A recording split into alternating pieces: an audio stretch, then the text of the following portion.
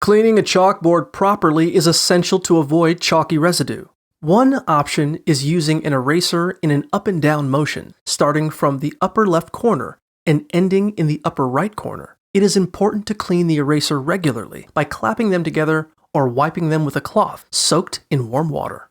Another option is using a dry cleaning cloth, which can be sprayed with a dusting product before wiping the board. Lemon oil can also be used to remove chalk dust and leave the chalkboard smooth and clean. Another unconventional method is using soda pop, such as Coke, to clean the chalkboard.